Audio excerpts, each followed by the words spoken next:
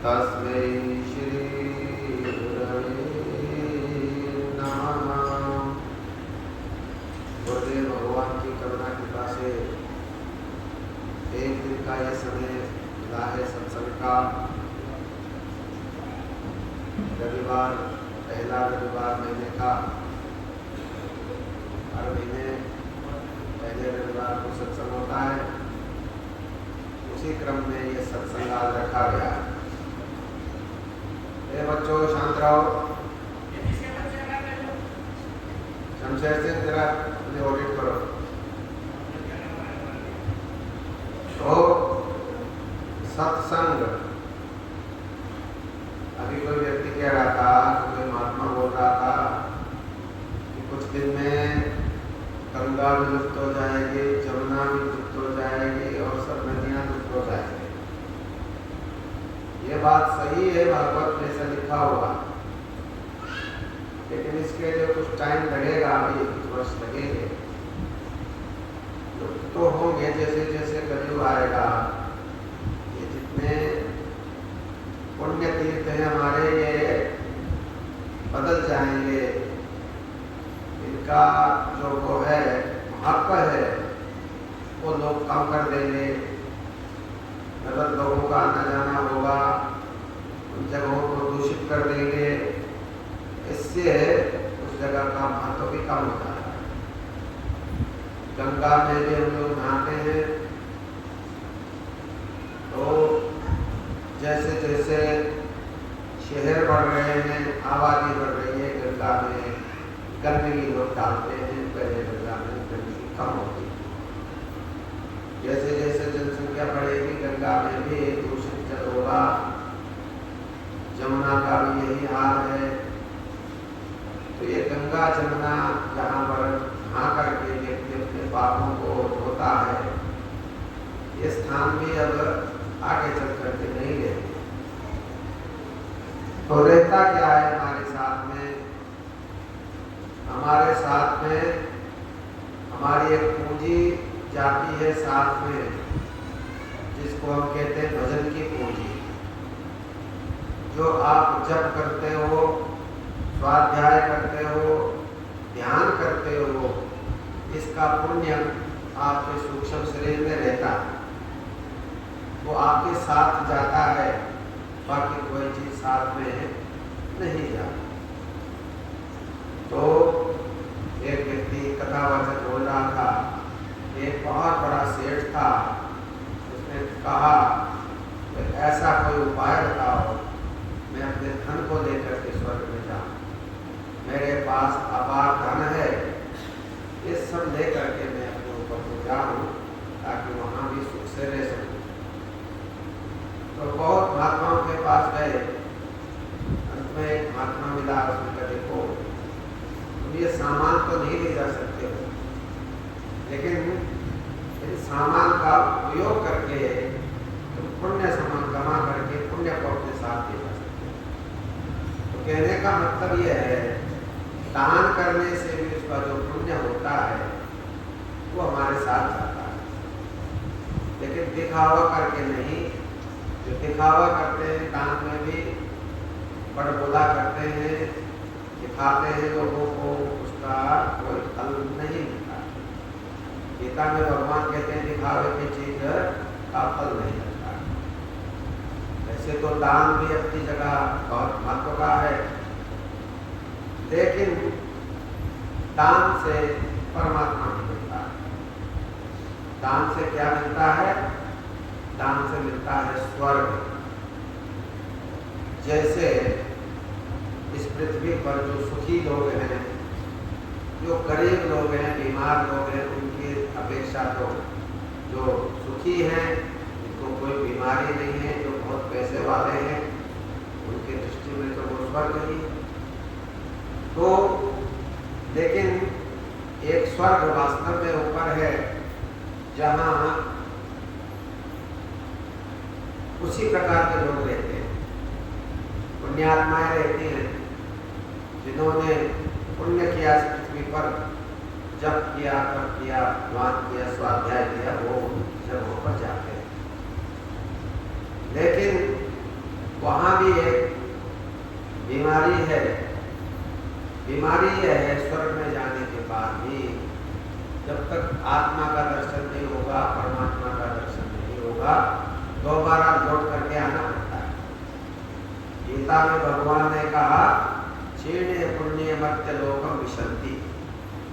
आप बहुत पुण्य करते हो, स्वर्ग में चले जाते हो, हजारों करोड़ों वर्ष की आयु आप होती है, आपकी होती है वहाँ पर। और फिर एक दिन जो है क्षीणे पुण्य मर्त्य लोकम विशन्ति, आपको नीचे आना पड़ता है। तो ये आवागमन का चक्र बना रहता है। इसलिए अध्यात्म में ये कहा जाता है, योग में, कि आत्मज्ञान जिसको हो जाता है फिर उसका आवागमन छूट जाता है। आत्मज्ञान के लिए हमें व्यक्तिगत रूप से किसी वस्तु का सहारा न लेते हुए केवल अपने शरीर से, मन से, बुद्धि से पुण्य को कमाना पड़ता है। कैसे कमाएंगे? जाप करेंगे, परमात्मा के नाम का जप करेंगे, इस शरीर को कष्ट देते हुए। कष्ट तो होता है, एक आदमी खाट में आराम से पड़ा है खा पी के, और एक आदमी थोड़ा भूखा रह करके कमर को सीधी करके तप कर रहा है, उसका मन भी भाग रहा है, उसका मन भी अपने दोस्तों के साथ गप्पे मारने का कर रहा है, लेकिन नहीं, उसने कहा ये तो समय की बर्बादी है, मुझे तो अपना ड्यूटी पूरी करनी है। मुझे गुरुदेव ने कहा 2 घंटा जप करो, तो वो मन मार करके जप करता है। उसको पता है जप करने से क्या होता है, तो इसलिए उसके महत्व को समझते हुए वो जप में ध्यान देता है। जब प्रतिदिन ऐसा करता है तो उसका मन हरने भी करता है। इसलिए जाप का बहुत बड़ा महत्व। गीता ने भगवान ने कहा, जितने प्रकार के यज्ञ है, ये आजकल लोग यज्ञ को ज़्यादा महत्व देते हैं, जगह जगह यज्ञ देखने में आता है, मन करते हैं, बड़े बड़े पंडित लोग यज्ञ करते हैं। तो भगवान ने कहा ये कोई ज़्यादा महत्व की बात नहीं है। भगवान ने कहा कैसा यज्ञ करना चाहिए? जप यज्ञ करना चाहिए। जप यज्ञ का मतलब सीधा बैठ करके भगवान के नाम का जप करे, जैसे गुरु ने बताया हो। तो कम से कम 2 घंटा जप प्रतिदिन करना चाहिए। चाहे आप गृहस्थ में हैं, चाहे घर में हैं, चाहे आप कोई भी व्यक्ति है, लेकिन 2 घंटा आपको निकालना होगा। और जिसने निकाल लिया वो तो बाजी जीत जाएगा। जो नहीं निकालता है फिर तो खाना पीना सोना है, तो भी मर जाते तो। इसलिए बुद्धिमान व्यक्ति वही है अपने इस जीवन का लाभ ले। मनुष्य जीवन का लाभ यही है, हम इससे भगवान का नाम लें, भगवान को समझ लें, भगवान का दर्शन प्राप्त कर लें, तो ये इसका लाभ। बड़े भाग्य मानस नर पाओ, सुर दुर्लभ सदग्रंथ ही गाओ। देवता लोगों को भी बड़ा दुर्लभ होता। देवता लोग यहाँ से पुण्य करके चले गए, स्वर्ग में गए, बड़े आनंद के दिन रहे, लेकिन अब बैलेंस खत्म हो गया, कह दिया वे नीचे जाओ। इसलिए वो भी खुश रहते हैं कि हम मनुष्य लोक में जाएंगे, दोबारा कमाई करेंगे। कमाई करने का जो लोक है वो पृथ्वी लोक ही है। यहाँ पर हम जब तक करते हैं, पुण्य के काम करते हैं, दान करते हैं, तप करते हैं, यज्ञ करते हैं, स्वाध्याय करते हैं, भगवान के नाम का जप आदि करते हैं। तो ये सुविधा मनुष्य को यहीं पर है और लोगों में नहीं है। न तो नरक में ऐसी व्यवस्था है, न स्वर्ग में ऐसी व्यवस्था है। स्वर्ग में इसलिए नहीं है, इतना सुखी रहते हैं वो लोग, वो भूल जाते हैं कि कभी हमें दुख भी दोबारा मिलेगा, तो भूल जाते हैं। लेकिन दुख एक दिन आ ही पड़ता है। दुख क्या है, उनको वहाँ से पटक दिया जाता है नीचे, फिर आगे मनुष्य लोक। तो मनुष्य लोक में आकर के व्यक्ति जब समय पर संभल जाए, जाप ध्यान करे, ईश्वर का चिंतन करे, नाम ले भगवान का, तो उसका ये जीवन सार्थक होता है। उसी को कहते हैं योग। योग का मतलब है अपने मन को भगवान के साथ जोड़ना। तो इसके लिए बड़े धैर्य की जरूरत पड़ती है। भजन करना बहुत कठिन काम है। भजन करने में मन भाग जाता है, शरीर टूटता है, मन भी ऊब जाता है। लेकिन भगवान गीता में कहते नहीं, ऊबो नहीं। लेकिन जब हमें उसके महत्व का पता होगा, उसको फल का पता होगा, तो हम ऊबेंगे नहीं। इसका तो बड़ा मीठा फल है। भजन करने का फल इतना है जिसकी हम कल्पना भी नहीं कर सकते। क्या फल मिलेगा तो भगवान जानते। इसलिए श्रद्धा युक्त होकर के व्यक्ति को भजन अवश्य ही करना चाहिए, प्रतिदिन भजन करना चाहिए। जय गृहस्थ में आप लोग बहाना निकालते हो, नहीं जी हमें तो टाइम ही नहीं मिलता है, हम क्या करें, जब गृहस्थी आदमी। अरे 1.5-2 घंटा तो कोई भी निकाल सकता है। बैठे बैठे खड़े खड़े दुनिया भर के बातों में समय निकल जाता है। सारा दिन मोबाइल देखने में समय बर्बाद कर देते हो। भगवान के नाम लेने में हमें समय निकालना चाहिए। शास्त्र कहते हैं, भगवान जी गीता में कहते हैं, गुरुदेव भी कहते हैं, समय जरूर निकालना। 24 घंटे में अगर 10वां हिस्सा में निकालेंगे तो 2.5 घंटे होते हैं। जैसे अपनी आमदनी का 10वां हिस्सा कहते धर्म कर्म में लगाना चाहिए, ऐसे ही अपने समय का 10वां हिस्सा भगवान के लिए देना चाहिए। तो 2.5 घंटे होते हैं। 24 घंटे में से 2.5 घंटे होता है 10वां हिस्सा। तो हम 2 घंटे 2.5 घंटे भगवान का भजन अवश्य करें। यही सत्संग में आने का लाभ, ये तो कोई लाभ नहीं है। आप आओ जाओ, जितने भी सत्संग होते हैं अधिकतर लोग भजन पर जोर नहीं देते। सत्संग वाले भी बड़े बड़े आश्रम, बड़े बड़े सत्संग, बड़े बड़े संप्रदाय में मोटी मोटी बातों पर ध्यान दिया जाता है। सफाई कर लो, ज़्यादा से ज़्यादा चलो व्रत कर लो। व्रत करने से भी कुछ नहीं होता।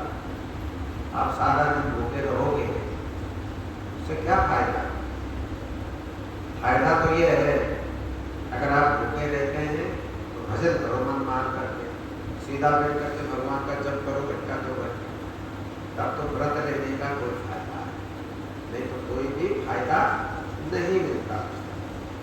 मैंने जप करने का फायदा है, चाहे कैसे रोटी खा के हो, व्रत करके हो, तो मन लगना चाहिए भगवान के भजन। सीधी बात है। और लगता नहीं है, इसके लिए बार बार अभ्यास करना चाहिए। एक दिन में नहीं लगता। जो रोज अभ्यास करते हैं उनका मन लगता है। मन नहीं लगता है, आप कहते क्या करें? तो मन लगाने के लिए पहले थोड़ा योगासन करना चाहिए, जीवन तत्व साधन करना चाहिए, शरीर को गर्म करना चाहिए। जब शरीर आधा घंटा आपका ठीक हो जाए तो आपका मन में भजन में मन लगेगा। इसलिए थोड़ा आसन करके, जब दर्द नहीं होता, जीवन तत्व करके ध्यान में बैठेंगे तो आपका दर्द चुपचाप शांति से बैठा थोड़ी देर। तो ये है कि योग आसन करके हम ध्यान में बैठे। और यदि आपका वैसे ही शरीर चुस्त है, आलस नहीं आता है, तो आप आसन बाद में करो, पहले भजन कर लो। सुबह सुबह भजन जल्दी कर लेना चाहिए। तो घर गृहस्थी में दिन में टाइम नहीं मिलेगा, बच्चों को पालना है, यहाँ लाना है, खेत में जाना है, 5 बजे उजाला हो जाए चश्मा, तो 3 बजे उठ जाओ, जल्दी सो जाओ। जल्दी सो जाते तो 3 बजे नींद खुली जाती। 10 बजे सो जाओगे, 10:30 सो जाओगे तो बूढ़ों की तो नींद वैसे भी खुल जाती है। 3 बजे नींद खुल जाए, 3 से 4, 4:30 बजे तक बैठ के चलते। बस सोचो वही गंगा स्नान है। अगर मन लग गया आपका उस समय भगवान के भजन में, मन इधर उधर नहीं भागा, तो ये बहुत बड़ी बात है।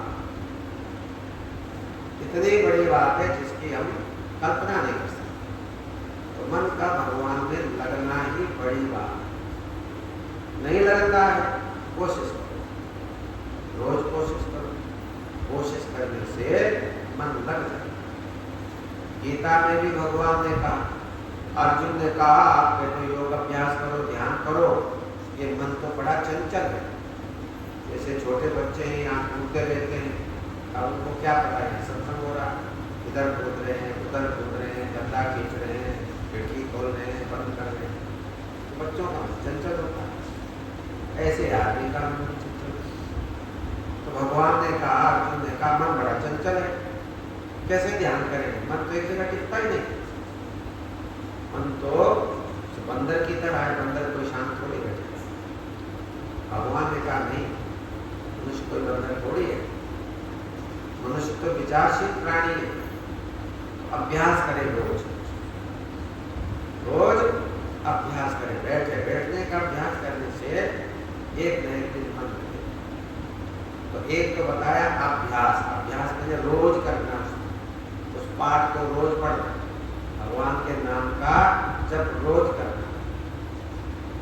और फिर भगवान कहते हैं वैराग्य भी होना चाहिए। वैराग्य का मतलब यह नहीं होता है कि बाबा जी बन जाओ, कपड़े रंग लो, घर छोड़ करके, बीवी बच्चों को छोड़ करके चले जाओ, ये नहीं होता। वैराग्य का मतलब ये होता है घर में बैठ करके आप ये सोचो कि मेरा शरीर भी एक न एक दिन चला जाएगा। जितना दुनिया के जो संबंध है ये सब मतलब से है। हर व्यक्ति अपने मतलब से आपसे प्रेम करता है, उसका कुछ न कुछ स्वार्थ सिद्ध होता है, इसलिए वो आपसे प्रेम करता है। समझता है काम करो, कमाई करके दो, या मेरा मनोविनोद करो, मैंने कई प्रकार के होते हैं। तो कहने का मतलब हर व्यक्ति आपसे इसलिए प्रेम करता है, किसी न किसी प्रकार से उसको लाभ है आपसे। जितना किसी काम के नहीं होंगे तो आपसे कोई प्रेम नहीं करेगा। बूढ़े हो जाएंगे, शरीर भी टूट जाए, पैसा भी ना हो, तो आप भिखारी हो जाओ, भीख मांगते फिरो, कोई दुनिया में आपका कोई सगे संबंधी नहीं, कोई रिश्तेदार नहीं, कोई भाई बंधु नहीं, कोई माँ बाप नहीं। तो ये स्थिति मनुष्य की होती है। तो मनुष्य को पहले से ही इस स्थिति का ध्यान रखना। वैराग्य मैंने ये संसार नश्वर है, ये हमारा शरीर जो है ये बहुत दिन तक नहीं रहेगा। ये जवानी है, क्या पता कब जो है बीमारी आ। ये बच्चा क्यों हिल रहा है, शांत करो इसको। तो कब बीमारी आ जाए शरीर में कोई नहीं जानता। इसलिए वैराग्य का मतलब है संसार से मन को धीरे धीरे मोड़ो।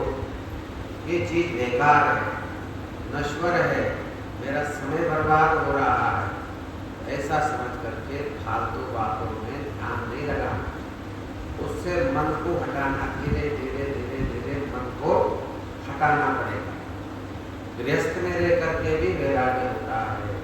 वो ममता नहीं है, आपकी उम्र बड़ी हो गई, अब तो आपको कोई चाहता भी नहीं है, बड़ी उम्र हो गई, काम जब तक कर रहे हो, जब तक घास पास डाल रहे हो, तब तक तो सब कहते हैं ठीक है भाई, जिस दिन किसी काम के नहीं रहोगे, कहने बुढ़ा तो गंदगी करता है, कम करता है, मलमूत्र त्याग करता है, कमरा और घेर रखता है, चलो आश्रम में चले जाओ, चलो गुफा में चले जाओ, वहीं ठीक रहोगे पापा जी, हरिद्वार से कहीं चले जाओ, तो तकलीफ होती है।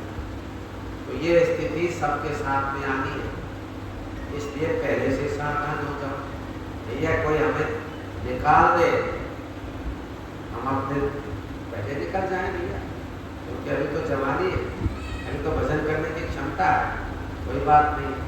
तो वैराग्य को धारण करना चाहिए। मैंने संसार जो है असार है, ये मतलबी है। अपना ये शरीर जो है ये भी भगवान ने इसलिए दिया है, इससे भगवान का भजन करना। ये शरीर पता नहीं कब छूट जाएगा, कब आपकी सांस निकल जाए, कब क्या रोग हो जाए, कोई नहीं जानता। इसलिए जब तक शास्त्र कहते हैं जब तक स्वस्थ शरीर है तब तक खूब भजन करो। कहते हैं घर में आग लग जाए तो कुआं खोदोगे कोई फायदा नहीं है, तब तो आग लग करके सब हो जाए।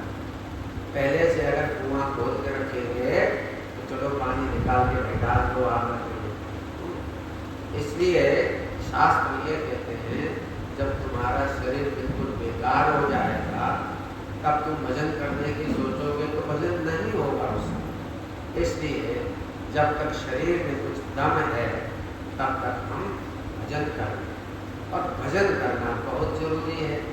बिना भजन के कोई कल्याण नहीं होता। बड़े बड़े सत्संग में चले जाओ, कहीं चले जाओ, तीर्थ में चले जाओ, कहीं भी चले जाओ, भजन आपको स्वयं करना होगा। कोई आपको कुछ नहीं देने वाला है, ये केवल आदमी का वहम है, भ्रम है। तो वहाँ जाओ कि फलाने जगह जाओ कि ठिकाने जगह जाओ कि वहाँ ये होता है, वहाँ बड़ी भीड़ है। अरे भीड़ तो भेड़ चाल है, भीड़ तो सब जगह होती है, फिल्म हालों में भीड़ होती है। तो भीड़ देख करके आदमी प्रभावित होता है। तो भजन करने वाले को तो भीड़ से दूर रहते। बड़े बड़े योगी राज लोग हिमालय में बैठे हैं, उनको भीड़ पसंद ही नहीं है, उनके लिए दुनिया का कोई महत्व नहीं है। वो तो अपने भक्ति में लीन है, तो फिर दुनिया से कोई लेना नहीं। और भक्ति करते करते उनकी बड़ी लंबी उम्र हो जाती है। गुफाओं में हजार हजार वर्ष के संत महात्मा योगी लोग रहते हैं। इसलिए यदि किसी को चाहिए कि मेरे दुख दूर हो जाए तो दुख ही दुख दुनिया में, हर व्यक्ति दुखी है। इस दुनिया में आकर के हम अपने पहले के जो भोग हैं, सुख दुख, उसको भोगते हैं और आगे भी कर्म करते हैं, आगे नया भोग तैयार करते हैं। मैंने हर क्षण व्यक्ति कर्म करता है, ऐसा कर्म अच्छा या बुरा।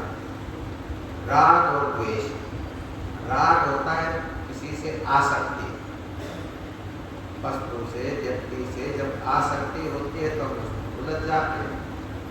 अथवा होता है द्वेष, ये आदमी मुझे पसंद नहीं है, ये आदमी खराब है, ये आदमी मेरी बेइज्जती करता है, ये इसको मेरी जो है ये सहन नहीं है उत्कर्ष उन्नति, उसको कहते हैं द्वेष। तो राग और द्वेष दो बात होती है दुनिया में। राग और द्वेष के बीच में ये आदमी उलझा रहता है।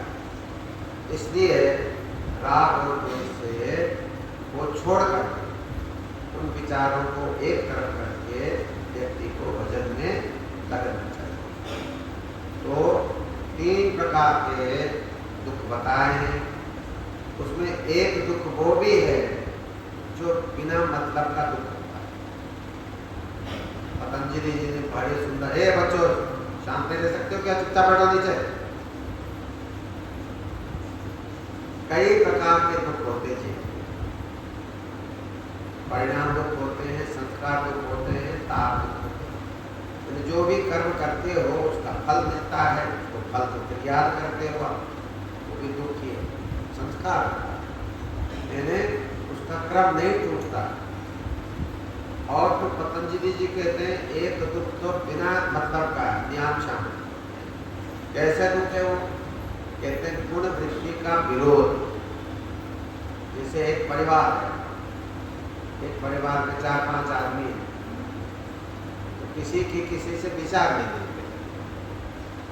एक व्यक्ति कहता है ये काम करेंगे, ये ठीक है, दूसरा कहता नहीं नहीं ये तो खराब है, ये काम नहीं करना है, तीसरी बातों को बता देता है, उसको इसको कहते हैं गुण वृत्ति।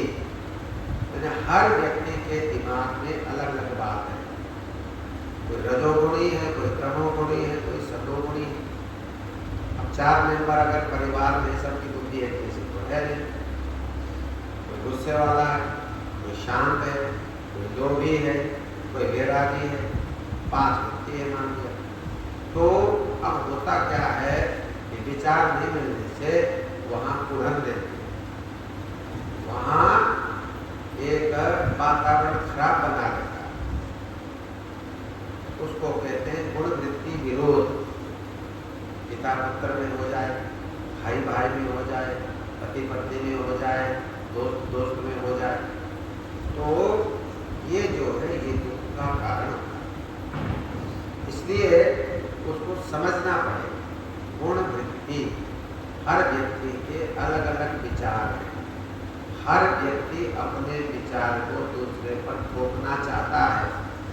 मैं जो सोच रहा हूँ, मैं जो कर रहा हूँ, मैं ही ठीक हूँ, तुम गलत हो। जबरदस्ती अपनी बात को मनवाना चाहता है, उसका ये स्वभाव है। आपका स्वभाव दूसरे तरह का है, तो क्या होगा, तो वहाँ पर खटपट होगी, विवाद रहेगा, झगड़ा रहेगा, तो ये घर में टूट सकता है। और बात कुछ भी नहीं, आपके यहाँ सब मौज है, धन संपत्ति से कोई कमी नहीं है, किसी भी चीज़ की कमी नहीं है, लेकिन फिर भी विचार नहीं मिलते हैं तो टेंशन रहता है। क्या रहता है? टेंशन में रहते हो आप, परेशान रहते हो परिवार में। क्या कमी है? क्या कोई सुख संपत्ति की कमी है या पैसे की कमी है? नहीं, पैसे की कमी नहीं है, सब बढ़िया, फिर भी टेंशन है। टेंशन क्यों है? कि विचार नहीं मिल रहे हैं, पिता पुत्र के विचार नहीं मिल रहे हैं, भाई भाई के विचार नहीं मिल रहे हैं, इसलिए अनावश्यक टेंशन। और वो टेंशन इतना खतरनाक होता है, एक दिन झगड़ा हो जाएगा, विवाद हो जाएगा, कोर्ट कचहरी हो जाएगी, जो कुछ भी हो सकता है हो जाता है। इसलिए ये सर्वव्यापक चीज है। गुण वृत्ति, गुणों का बेमेल, गुणों की लड़ाई, सतोगुण की रजोगुण से लड़ाई, रजोगुण की तमोगुण से लड़ाई। 3 प्रकार के गुण होते हैं। सतोगुण, सतोगुण माने देवताओं के जैसा आचरण, देवत्व वो होता है सतोगुण, सत्व, बढ़िया वाला, पुण्य, पुण्य के विचार। एक होता है रजोगुण। रजोगुण जो है वो काम में लगाता है, जैसे बिजनेस वाला बढ़िया होता है, दुकानदार होता है, वो हमेशा 99 के चक्कर में रहता है, उसको कहते हैं रजोगुण। रजोगुण का मतलब कर्म में प्रवृत्त रहना, 24 लगा ही रहना। उसको खाने का टाइम है, पीने का समय है, जिससे मिलने का टाइम है, कहीं नहीं, बस 24 घंटे कमाने कमाने कमाने रहता है, देखो चल रहा है। इसको कहते हैं रजोगुण। एक होता है तमोगुण। तमोगुण में क्या होता है, वो इंसान जो है पड़ा रहता है, नशा करके पड़ा रहता है, कोई अच्छे काम करने की उसको इच्छा नहीं होती। आप कहते हैं मंदिर जाओ, सत्संग में चलो, सत्संग हो रहा है, गीता पाठ हो रहा है, नहीं नहीं मुझे नहीं जाना, कुछ नहीं होता सत्संग में जाने से, बुराई और करता है। करता क्या है वो कुछ नहीं करता, वो लड़ाई करता है, चोरी करता है, बदमाशी करता है, गुंडागर्दी करता है, नशा करता है और सो जाता है, वो सोता है, नशा करके सोता है, उठता है, उठते ही लड़ाई शुरू कर देता है। पैसे लो, मुझे पीने के लिए पैसा दो, खड़ा हो गया, उसकी लड़ाई है ना। तो सोएगा या लड़ाई करेगा, तो ये 3-4 चीज उसको, या तो वो है ना प्रमाद आलस निद्रा भी, प्रमाद रहता है, कोई भी काम नहीं करता, कोई अच्छा काम नहीं करता, आलस रहता है, पड़ा रहता है, सुस्त पड़ा रहता है, निद्रा में रहता है, झगड़ा करता है, विवाद करता है, मैंने राक्षसों की जैसी उसकी प्रवृत्ति होती है। आपके परिवार में जैसे 4-5 अगर आदमी हैं, ऐसे इस 3 गुण, रजोगुण, तमोगुण, सतोगुण की वृत्ति मूर्ति वाले लोग भी एक परिवार में रहते हैं, इसीलिए वहाँ फिर टेंशन हो जाता है, वहाँ विवाद रहता है, वहाँ झगड़ा रहता है बिना कारण। छोटा कारण कुछ भी नहीं है, लेकिन बहुत बड़ा कारण। जब विचार ही नहीं मिल रहे, एक दूसरे के दुश्मन हो गए, तो बहुत बड़े टेंशन का कारण है। इसलिए ये होता है, व्यक्ति को इन सब चीज को समझते हुए समय निकाल करके अपना भजन करना चाहिए, अपने उद्धार का स्वयं प्रयास करना। गीता में भगवान कहते हैं अपने कल्याण का व्यक्ति को खुद ही सोचना पड़ता। कोई ये नहीं कहता मुक्त हो जाओ तुम भगवान को प्राप्त हो जाओ, ऐसा कोई भी नहीं कहता। इसलिए व्यक्ति को खुद अपने बारे में सोचना चाहिए, मेरा जो शरीर भगवान ने दिया है इसका क्या उपयोग हो सकता है, मैं कैसे भगवान को प्राप्त कर सकता हूँ, मैं कैसे आत्मज्ञान को प्राप्त कर सकता हूँ। मेरे अंदर जो आत्मा है उसके बारे में हम नहीं जानते। गीता ने बहुत विस्तार से वर्णन किया है, तो मैं आत्मा का ज्ञान कैसे प्राप्त करूँगा, इसकी जिज्ञासा। तो ध्यान से इस प्रकार की जिज्ञासा की पूर्ति होती है, इसलिए हम लोग ध्यान में बैठते हैं। आपको आत्मा में ज्ञान होने का क्या ज्ञान होने लगता है ध्यान करने से। तो इसलिए भगवान कहते देखो भाई, हर व्यक्ति को जो सुखी होना चाहता है, जो मुक्त होना चाहता है, जन्म मरण के चक्कर से छूटना चाहता है, उसको भजन करना पड़ेगा और खुद ही करना पड़ेगा। आपके लिए तो उसका भजन नहीं करेगा। दुनिया में कोई ऐसा होता है कि आपको कोई बीमारी हो गई, आपने किसी पंडित जी को लगा दिया, चलो भाई महामृत्युंजय का जाप करो, फिर बीमारी ठीक हो जाए, तो हो भी जाता है। आपने किसी पंडित को 51,000 रुपये दे दिए, मेरी बीमारी को ठीक कर दो। अगर पंडित जी ने ठीक से किया अनुष्ठान तो आपकी बीमारी ठीक हो सकती है। ये तो लौकिक बात है। लेकिन आप कहो मैं इतना पैसे दे दूंगा, मुझे भगवान के दर्शन करा दो, तो पैसे से आपको कोई भगवान का दर्शन नहीं करा सकता। तो आपकी भक्ति से ही भगवान के दर्शन होते हैं। गीता में भगवान ने कहा अर्जुन, मैंने तुम्हें विराट रूप दिखाया, अपना विराट रूप दिखाया, हजारों रूप मैंने तुझे दिखाया। बोले आज से पहले किसी भी मनुष्य ने मेरा ये रूप नहीं देखा है अर्जुन। पहला आदमी तू है दुनिया में, इस पृथ्वी पे, जिसने मेरा ये विराट रूप देखा, क्योंकि तू मेरा मित्र है, मेरा चेला है, इसलिए मैंने तेरे को दिव्य दृष्टि दी है, तेरे अंदर की आंखें खुल गई है, इसलिए तुमने मेरे इस विष्णु रूप को, विराट रूप को देखा। तो अर्जुन कहते हैं आगे भी कोई आदमी देख सकेगा क्या आपके विराट रूप? भगवान कहते हैं हाँ हाँ देख सकेगा। कहते कौन देख सकेगा? कहते हैं जिसमें अनन्य भक्ति है मेरे प्रति, अनन्य प्रेम है जिसके प्रति, भक्त्या अनन्या शक्य, अनन्य भक्ति जो भगवान के लिए दिन रात जो है तड़पता रहता है, भगवान का नाम लेता रहता है, भगवान के दर्शन करने की जिसकी लालसा हर समय बनी रहती है, भगवान का ही ध्यान करता रहता है, ऐसा व्यक्ति मेरे विराट रूप को देख सकता है। क्या करेगा? कहते सबसे पहले मेरे बारे में उसको जानना पड़ता है, सुनना पड़ता है। कथा होती है, कथा भगवान के बारे में सुनते हो, फिर आप पुस्तक में पढ़ते हो, फिर थोड़ा थोड़ा मनन भी करते हो, या तुम मेरे बारे में उसको ज्ञान होने लगता है, भगवान क्या है, भगवान का कैसा रूप है, भगवान की क्या शक्ति आ जाए, और फिर कहते हैं मेरा दर्शन भी हो जाता है, उसको मैं दिखाई भी दे जाता हूँ। दिखाई दे जाने से क्या काम हो जाएगा? कहते नहीं, भगवान अगर दिखाई भी दे जाए आपको सामने तो ये भी कोई बड़ी बात नहीं है। फिर कहते क्या होगा? कहते नहीं, भगवान के रूप में विलीन होना है, प्रवेशुम चा परंपरा, चाहे वो शरीर के होते होते हो जाए या शरीर के छूटने के बाद हो जाए। कुछ लोगों का तो ऐसा उदाहरण मिलता है कि सशरीर ही चले गए, जैसे मीरा जी थी, भगवान कृष्ण से इतनी तादात्म्य था उनका उसका शरीर का पता ही नहीं चला। कुछ कपड़े मंदिर के बाहर मिले। गुजरात में एक ऐसा मंदिर है जहाँ मीरा जी के कपड़े मिले, लेकिन मीरा जी का कोई पता नहीं चला। ऐसे लोग भी होते हैं, सशरीर भगवान के मूर्ति में लीन हो जाते हैं। कुछ लोग जो है शरीर छोड़ने के बाद भगवान में मिल जाते हैं। तो ये अपनी अपनी स्थिति सबकी अलग अलग है।